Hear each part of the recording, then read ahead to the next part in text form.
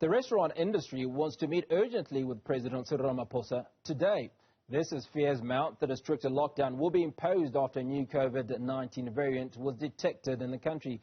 The industry is concerned about the impact this will have on many businesses. For more on this, I'm joined by Chief Executive Officer of the Restaurants Association of South Africa, Wendy Alberts. Wendy, good morning. Good to speak to you. I suppose over the last 18 months, the hotels and restaurants have taken a huge battering, and we are, as you suspect, on the brink of another situation. We certainly are calling to dilute the conversations that are taking place at this point in time, and we are calling to urgently meet with President Ramaphosa.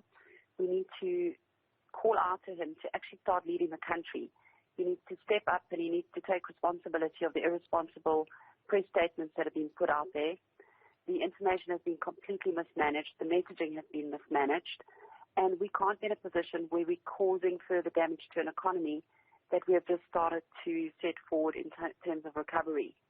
This is complete economical sabotage in our industry. We certainly need to be in a position where we show the world that we have control over COVID and that we're all in the same position. We are not experts, but we're certainly doing what we need to do to keep the economy going, and that we need to take the pressure off the individuals, the people that suffer, the vulnerable, the people that have been through hardship. And we cannot keep being put under threat to have these continuous irrational decisions put on our industry. We need to be consulted by government.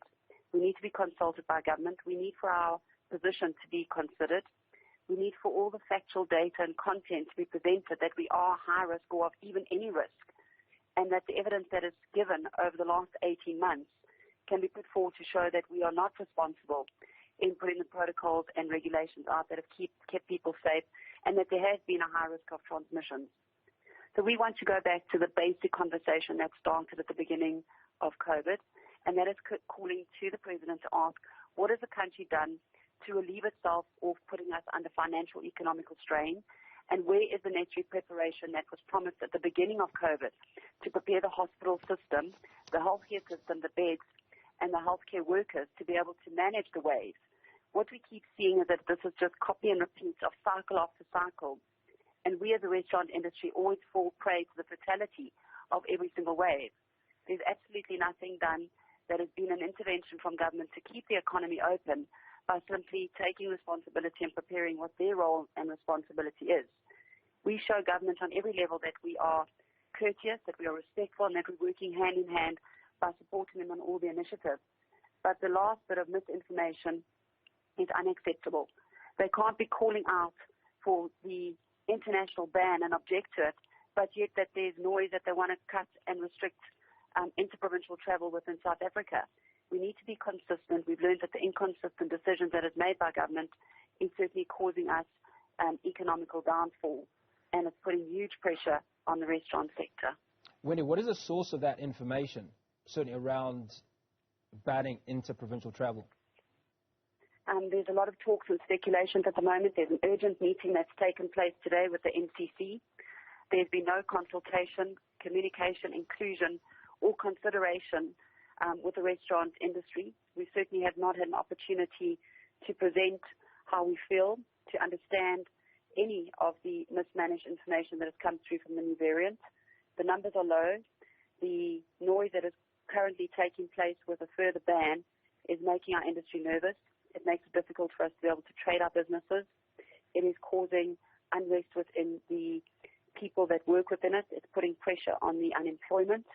And it certainly is not sending a good message for morale and to feel proud about being South Africa. We made a promise to work together that we would do everything to minimize the economical impact on South Africa. And what we do is we just constantly shut it down without looking at solutions.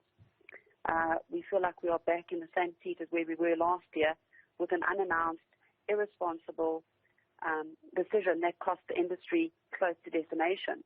We will not survive another shutdown. And we really need to look at ways to work with government that shows that the restrictions that they have put on us in terms of the regulations have been met at every single turn, and that we are not a high risk for the transmissions within the sector. Now, Wendy, a few months ago when we went to alert level 1, there was talk that at some point we would return in fact not return, but that we would end up with the fourth wave. Did you or any of your colleagues start conversations then about how would government be expected to react, or what were the consultative processes in the build-up to the possibility of a fourth wave? We've certainly been in conversations and communications for the last 18 months with government. There have been many suggestions and ideas that we put forward holistically as an independent business, as an industry, as tourism, as hospitality, and as part of the entire liquor, food and value chain.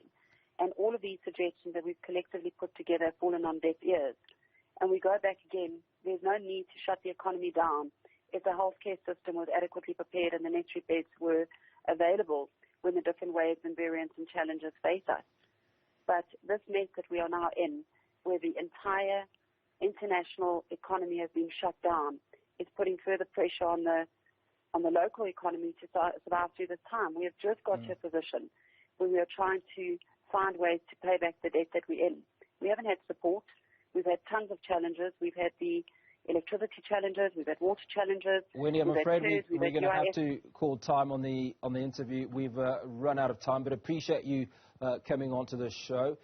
That was the Chief Executive Officer of the Restaurants Association of South Africa, Wendy Albertson, in conversation around the possible fourth wave, certainly, and the implication that it has on that industry.